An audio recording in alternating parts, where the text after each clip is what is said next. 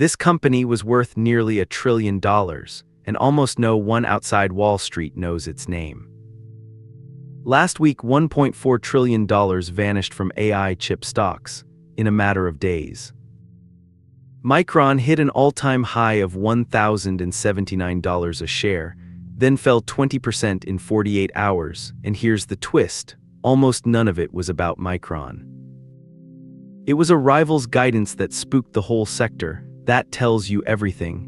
This stock now trades on the AI story, not on its own numbers. So we did something new. We rebuilt the methods of 5 of the greatest investors who ever lived, and we put Micron on trial. 5 legends, 1 company, 1 score. But first, we do what they would do: we open the books. None of this is financial advice, it is how the great minds actually think. Micron makes memory, the stuff that holds data, DRAM, what a computer thinks with, and NAND, what it remembers when the power goes off. It is the last American giant in a business ruled by just 3 players: Samsung, SK Hynix, and Micron. For 40 years, memory was a brutal commodity. Identical chips, savage price wars. In 2023, Micron lost $5.8 billion in a single year. And then came AI, and everything changed. Modern AI needs a special, stacked, blazing fast kind of memory called HBM, high bandwidth memory. NVIDIA's chips are dead weight without it. HBM sells for 5 to 8 times the price of ordinary memory, and Micron's entire 2026 supply is already sold, locked under multi-year contracts. Customers are getting only half to 2/3 of what they ask for. Micron was so sure of the boom, it killed its 29-year-old consumer brand to send every last chip to AI. And the ramp is staggering. In a single year, this stock is up over 700%, a company most people had never heard of, briefly worth $1 trillion. Why? Because every AI data center on Earth runs on this memory. The more AI the world builds, the more Micron it needs. That, in one sentence, is the bull case. So is this finally a great business, or a commodity having the best year of its life? Don't guess, run the numbers. Here is how an analyst actually reads a company like this: 10 numbers, each one tells part of the story. Start with the one that matters most: gross margin, how much of every dollar of sales the company keeps after building the chip. In 2023, Micron's gross margin was -9%. It lost money on every chip it made. Today, it is 74%, and next quarter, management guides to 81%. Let that land: a commodity factory briefly earning software company margins. That is not a new normal. That is the textbook definition of a cycle peak. Next, the number everyone quotes, the price-to-earnings ratio. Micron trades at 45 times last year's earnings, but under 10 times next year's. Under 10 times sounds dirt cheap. It is a trap. For a cyclical, a low forward PE usually means you are buying at the top because those peak earnings are about to roll over. Price to sales, 17 times, 6 times its own 10-year average. Price to book, 14 times. The market is pricing a chip factory like a software company. Enterprise value to earnings, the cleaner gauge for a capital-heavy business, around 28 times. Its own 10-year median is under 7. However you slice it, this is not cheap on today's reality. Now the real test of quality: return on invested capital. How much profit the company squeezes from every dollar it puts to work. Right now, a stunning 37%. But the 5-year average, around 7. Buffett's bar is 15% sustained through the whole cycle. Micron fails it. This is a high-quality cyclical, not a compounder. It does return cash to owners, a dividend and stock buybacks, though buying back your own shares near a record high is a bet management could live to regret. The balance sheet, though, is bulletproof. Micron is net cash. S&P just upgraded its credit. It used a single quarter of cash flow to pay off $5 billion of debt. That is the insurance policy. When the cycle turns, and it always turns, Micron will not be forced to sell stock at the bottom the way it was in 2008. But memory eats capital alive. Micron spends roughly a third of every sales dollar just building factories. For years, its free cash flow averaged 3 to 7%. Last quarter, 29. The whole bull case rests on whether that lasts. And the earliest warning signal of all, inventory. When a glut is coming, unsold chips pile up first. Right now, days of inventory fell to 123, down from 181 at the bottom. Micron is holding fewer chips while selling far more. That is real scarcity, not a stockpile being dumped. The cycle is not cracking, at least not yet. And it is not just Micron. Look across the industry. SK Hynix is earning even higher returns. Samsung is the laggard, priced at a fraction of the others. Every player is at a once-in-a-cycle high. So the whole analysis collapses to one question. Is HBM a real, lasting moat, or a sugar high? Even the bull's average price target now sits below today's price. So, let the legends decide. Philip Fisher, the father of growth investing. He hunted companies with a long runway of innovation he could hold for a decade, and he ignored the day-to-day price. Through Fisher's lens, Micron is the thesis made real.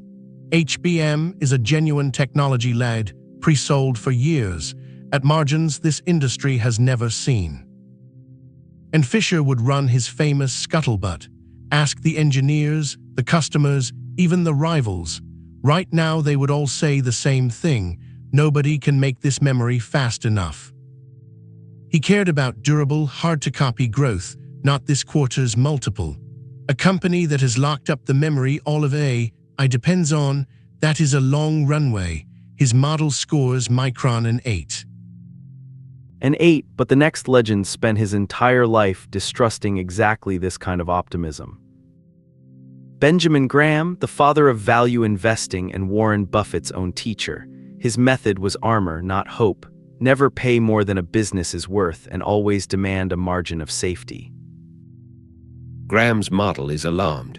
45 times earnings, 14 times book value, 17 times sales. On every gauge he ever built, Micron is priced for perfection. And he would point to Mr. Market. Euphoric today, despairing tomorrow. Pay for the asset, never for the mood. Today, the crowd is paying almost entirely for the mood. That cheap forward number, he would call it the oldest trap in the book. Peak earnings dressed up as value. There is no margin of safety here. He scores it a 3. 3, the board is already splitting. Then comes the man behind the trade that broke the Bank of England. Stanley Druckenmiller, decades without a single losing year. He follows the money, finds where the world is heading 18 months out, then bets big and rides his winners hard. Druckenmiller's model is bullish. For now, the AI capital wave is real, liquidity is flooding into compute, and Micron is leveraged straight to it. His one rule on sizing: when you are right, bet enormous. When the thesis breaks, run for the door. Right now, he is right, but his hand never leaves the exit. After a $1.4 trillion warning shot, he holds the winner, watching the door. He scores it a 7. 7, 2 bulls, 1 bear, but the next voice may be the most dangerous of all, because he simply walks away. Charlie Munger, Warren Buffett's partner for over 4 decades, his method was subtraction: avoid stupidity, stay inside what you understand, and own only a business with a deep, durable moat. Munger is not tempted for a second. Memory to him is a commodity. 3 giants making near-identical chips, forced to pour tens of billions into factories just to stay in the race. And he would invert the question: don't ask how you win, ask how you lose. With memory, you lose when the cycle turns and the whole industry floods with supply. It always does, and now Chinese makers are flooding it faster. Returns that average 7% over 5 years. That is no compounder, it lands squarely on the too hard pile. He scores it a 2. A 2 and an 8 on the very same company. When did the greats last disagree this violently? One voice left to break the tie. Peter Lynch, he nearly tripled the market for 13 straight years. His gift was knowing exactly what kind of company he owned, and Micron to Lynch is unmistakable: a cyclical. And his rule for cyclicals is a cruel one. You make your money buying them when they look like garbage, losing money, unloved, and you sell when they look perfect, like right now. His 2-minute drill would ask one thing: is this a stalwart or a cyclical pretending to be a growth stock? To Lynch, it is the latter, and that means timing is everything. But Lynch also taught, know what you own. If HBM has truly turned memory into something scarce, the old rule bends. He will not pretend to know. He scores it a 5. A 5, the swing vote. So, what does the board decide? 5 legends, 1 company. Fisher 8, Druckenmiller 7, Lynch 5, Graham 3, Munger 2. The combined great score for Micron, 5.0 out of 10. But that number lies. The real story is the spread, 6 full points from a 2 to an 8, one of the most divided verdicts a board like this can ever give. Here is where they agree: memory is savagely cyclical. The balance sheet is what survives the winter, and right now every gauge is screaming peak. And here is the fault line. Fisher and Druckenmiller bet that HBM made this a different company. Graham and Munger see a commodity at the top of its luck, and Lynch says you will know at the bottom, not the top. A 5 out of 10 is not mediocre. It is the board telling you the disagreement itself is the signal, an extraordinary business, at its most dangerous and most exciting moment. And the next reveal comes fast. Micron reports earnings on June 24th. Watch 2 numbers, gross margin and inventory. That is where the cycle always cracks first. So what is your score for Micron, and which company should the board judge next? Tell me below. This was the Greats Playbook, where history's greatest minds judge the companies of today. None of this is financial advice. These are AI models of public investment methods, not the investors themselves. Study the greats, then think for yourself.